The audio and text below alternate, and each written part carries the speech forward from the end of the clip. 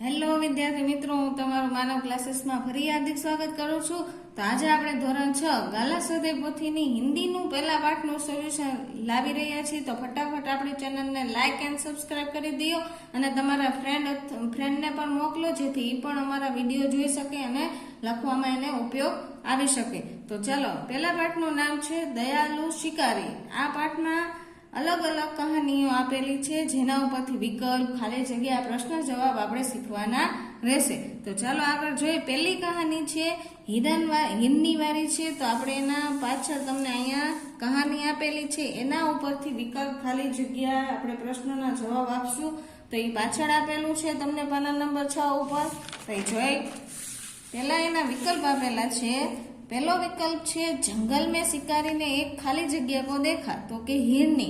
शिकारी एक खाली जगह के पीछे छिप गया, तो के पेड़. हिरनी निशाने की खाली जगह में आ गई, तो के सिंध. पशु पक्षी के बच्चे को खाली जगह कहते हैं, तो के शावक. डॉक्टर ने घाव पर खाली जगह लगाया, तो के मरहम. હવે એ જ કહાનીની નીચે તમને ખાલી જગ્યા આપેલી છે. તેમાં પહેલી ખાલી જગ્યા છે शिकारी के पास एक खाली जगह थी, तो के बंदूक. शिकारी शिकार करने के लिए खाली जगह में गया, तो के जंगल. शिकारी ने एक खाली जगह हिरनी देखी, तो के मोटी और ताजी.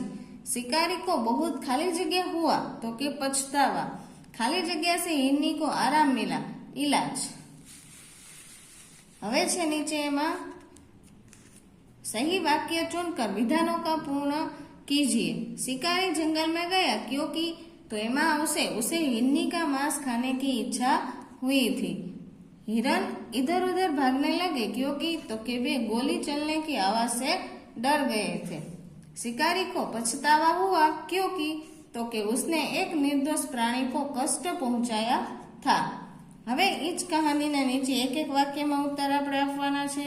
તેમાં પહેલો પ્રશ્ન છે शिकारी जंगल में क्यों गया था, तो कि शिकारी को हिरनी का मांस खाने की इच्छा हुई थी, इसीलिए वह जंगल में गया था. हिरनी देखने में कैसी थी, तो कि हिरनी देखने में मोटी ताजी है. હવે પ્રશ્ન નંબર 3 છે शिकारी की गोली हिरनी को कहाँ लगी थी, तो कि शिकारी की गोली हिरनी को टांग में लगी थी. क्या देखकर शिकारी को पछतावा हुआ, तो कि शिकारी ने एक निर्दोष प्राणी को कष्ट पहुंचाया था. शिकारी हिरनी को कहाँ ले गया, क्यों, तो कि शिकारी हिरनी को पशुओं के अस्पताल में ले गया. हिरनी को आराम कैसे मिला, तो कि डॉक्टर के इलाज से हिरनी को आराम मिला.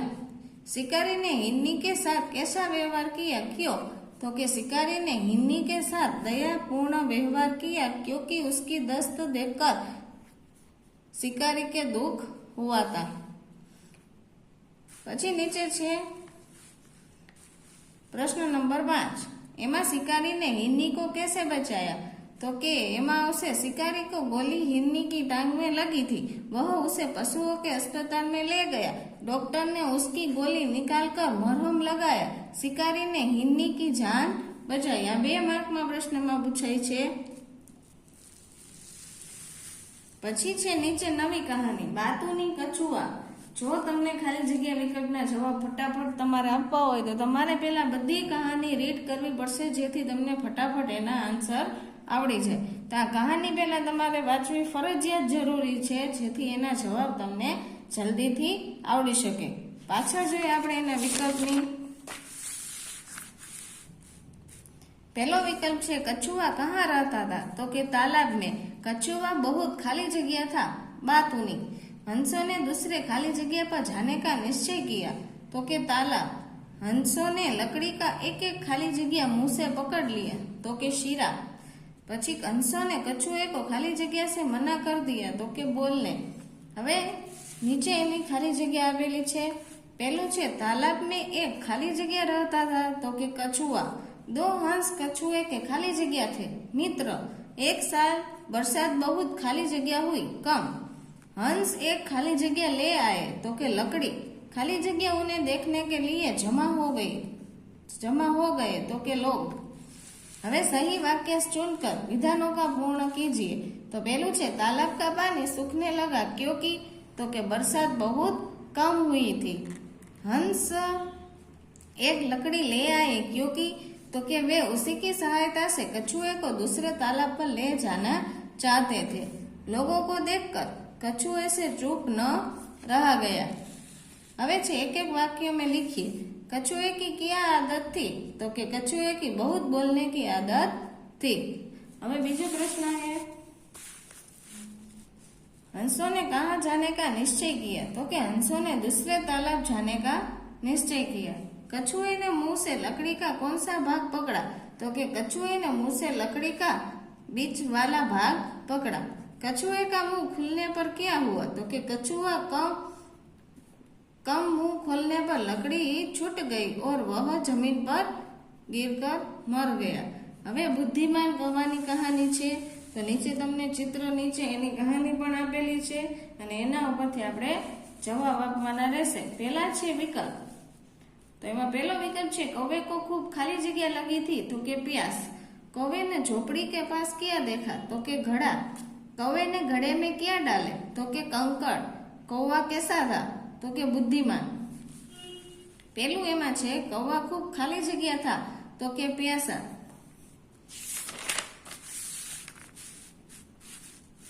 पछी एमा बीजी खाली जगह छे कौवे ने इधर उधर पानी की खाली जगह की तो के तलाश। घड़े में खाली जगह पानी था तो के थोड़ा। कौवे की खाली जगह पानी तक पहुंच नहीं सकी थी तो के चोंच। હવે सही वाक्य चुनकर विधानों को पूर्ण कीजिए। तो एમાં પહેલું છે कौवे ने पानी की तलाश की क्योंकि तो कि उसे खूब प्यास लगी थी। उठते उठते कौवा एक झोपड़ी के पास पहुंचा।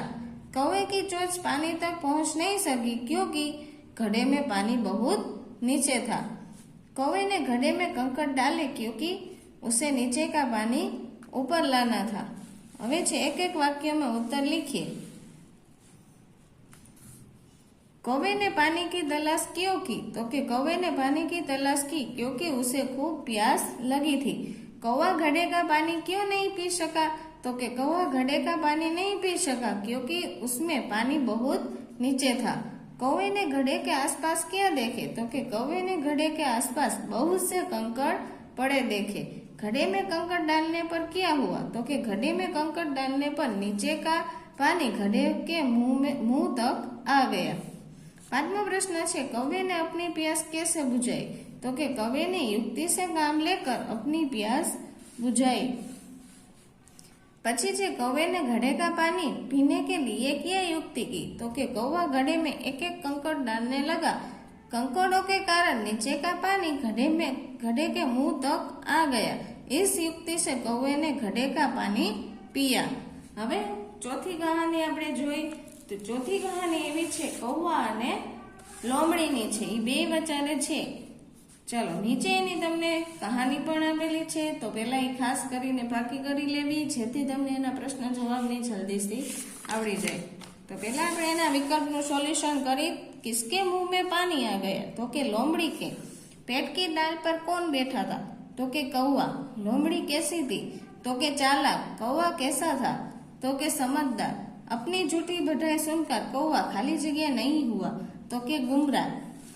હવે છે ખાલી જગ્યા। लोमड़ी ने पेट की खाली जगह पर कौवे को देखा तो के डाल। लोमड़ी ने कौवे से खाली जगह सुनाने के लिए कहा गाना। कौवा लोमड़ी की खाली जगह समझ गया चालाकी। फिर कौवे ने मजे से खाली जगह खा ली रोटी। હવે આપણે इस कहानी ना सही वाक्य चुनकर विधानों को पूर्ण कीजिए। पूर्ण करशु तो के लोमड़ी ने कौवे का गाना सुनने की इच्छा प्रकट की क्योंकि तो कि वह उससे रोटी ले लेना चाहती थी। कौवे ने रोटी अपने पंजे से पकड़ ली क्योंकि तो कि वह लोमड़ी की चालाकी समझ गया था।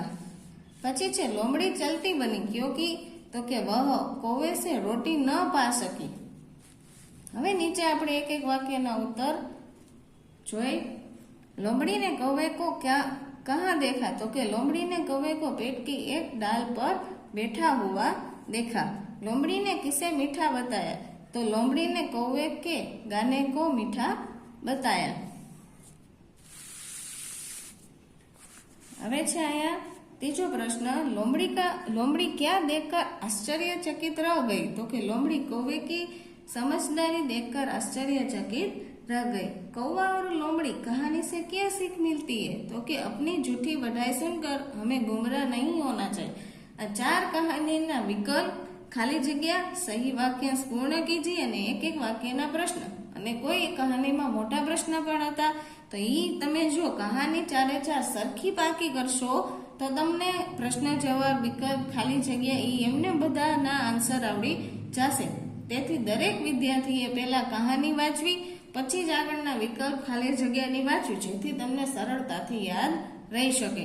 હવે આપણે પ્રશ્ન નંબર 5 માં જોઈએ तो एमा शू छे तो कि निमित्त प्रत्यय वर्णक शुरू होने वाले 5 शब्द बनाए। आपणे जे एमां अक्षर आपेलो छे तेना उपरथी 5 शब्द बनाववाना छे। मैं बनावेला छे, तमे तमारी रीते कोई अलग याद आवे तो पण तमे बनावी शको छो। पेलुं छे ट, तो एमांथी मैं बनाव्युं छे टमाटर, टमटम, टकचर, पछी टहलना के टफल, पछी ड उपरथी डकार, डेकती, डग, डगमग अने डमरू, પછી મ ઉપરથી મકડી, મકર, મધુર, મક્ષિકા અને મધુકર, ઘ ઉપરથી ઘર, ઘડી, ઘટા, ઘટના અને ઘાયલ, ભ ઉપરથી ભગત, ભગદડ, ભગવા, ભગોડા અને ભગવાન, પછી ન ઉપરથી નમન, નમક, નજર, નરફ અને નલ। ચલો નીચે પ્રશ્ન નંબર 6 માં તમને વિરુદ્ધાર્થી શબ્દ પેલા આપેલા છે। દયાલુ તો નિર્દયી, बहुत तो थोड़ा, स्वस्थ तो अस्वस्थ, खुश तो ना खुश, जन्म तो मरण, बुराई तो भलाई। आ खाली विरुद्धार्थी पण एग्जामમાં પૂછાઈ શકે છે અને જો તમને એના વાક્ય બનાવવાના કીએ તો આપણે અહીંયા નીચે બનાવેલા છે જોઈ તે રીતે વાક્ય પણ બનાવવાના થાય। દયાલુ તો દયાલુ મનોજને आहत चिड़िया बचाया। પછી निर्दयी, शिकारी निर्दयी होते हैं। बहुत, आप बहुत थक गए हैं। પછી છે થોડા, आप थोड़ा आराम कर लो। પછી ત્રીજામાં તમને આપેલું છે સ્વસ્થ, आज मैं स्वस्थ हूँ। પછી એની નીચે છે अस्वस्थ, कल मैं अस्वस्थ था। ચોથામાં છે खुश, तो बहुत खुश लग रहे हो। પછી नाखुश, मैंने उसे कभी नाखुश नहीं देखा। પછી છે जन्म, तो रोज कई बच्चों का जन्म होता है। मरण, तो रोज कई लोगों का मरण होता है। પછી નીચે આપેલું છે बुराई, तो एमा मैंने आपके साथ कभी बुराई नहीं की। પછી ભલાઈમાં, तो कि मैंने आपके साथ हमेशा भलाई की है। આ બધા વાક્યમાં તમે જો તમારી રીતે પણ બનાવી શકો છો તો ખાસ કરીને આ ધ્યાન રાખવાનું કે જે શબ્દ હોય ને તે ફરજિયાત આપણે તે વાક્યમાં લાવવો પડશે। આ ફરજિયાત જો એ શબ્દ નહીં આવતો હોય તો તમારું વાક્ય ખોટું પાડી દેવામાં આવશે। चलो नीचे तमने प्रश्न नंबर 7 में नीचे दिए गए वाक्यों में संज्ञा शब्द रेखांकित कीजिए। तो एनी नीचे आपणे संज्ञा करवानी रहेशे। तो पूजन की परीक्षा 5 बजे तक चलने वाली थी। तो संज्ञा એટલે રેખાંકિત શબ્દ એમાં પૂજન આવશે। પછી जब अंबाजी सब अंबाजी जा रहे थे, तो के अंबाजी। પછી मुझे गुलाब का फूल पसंद है, केवो फूल पसंद है, तो के गुलाब। हिमालय की चढ़ाई बहुत कठिन थी, केनी चढ़ाई कठिन थी, तो के हिमालय की। आज बिल्ली सारा दूध पी गई, तो कौन पी गई, तो के बिल्ली। थोड़ी देर बाद उसे राम और श्याम मिले, कौन મળ્યું તું, તો કે રામ और श्याम। આ સંજ્ઞા છે તો ખાસ કરીને વિદ્યાર્થીના એક્ઝામમાં પણ પૂછાઈ શકે છે ઘણી બધી જગ્યાએ, તો તમારે ખાસ યાદ રાખવું। જો એમાં કાંઈ છે નહીં, વાક્ય કેના ઉપર જે વ્યક્તિ ઉપર આવતું હોય તે સંજ્ઞા હોય। જો પહેલામાં છે પૂજન की परीक्षा 5 बजे तक चलने वाली थी, કેની પરીક્ષા, તો કે પૂજનની। પછી सब अंबाजी जा रहे हैं, तो ક્યાં ગયા હતા બધા, તો કે અંબાજી, એટલે સંજ્ઞા કહેવાય। मुझे गुलाब का फूल पसंद है, તમને શેનું ફૂલ પસંદ, તો કે ગુલાબનું। એવી રીતના સંજ્ઞા ગોતી શકાય છે। ચલો પાછળ જોઈ અહીંયા તમને પ્રવૃત્તિઓ આપેલી છે જે વિદ્યાર્થીઓને જાતે કરવાની હોય છે। તો તમારે તમારી નોટબુકમાં જાતે કરવી. તો આ વિડીયોને આપણે અહીંયા વિરામ આપશું. તો આઈ હોપ અમે એવી આશા રાખશું કે તમે અમારા વિડીયોને વધુ વખત શેર કરશો, જેથી તમારા મિત્રોને અને એ પણ બીજાને શેર કરે અને એને પણ કહેશો લાઇક એન્ડ સબસ્ક્રાઈબ કરો, જેથી અમારા દરેક વિડીયો તમને મળી રહે અને તમે પણ લાઇક એન્ડ સબસ્ક્રાઈબ કરવાનું ભૂલતા નહીં.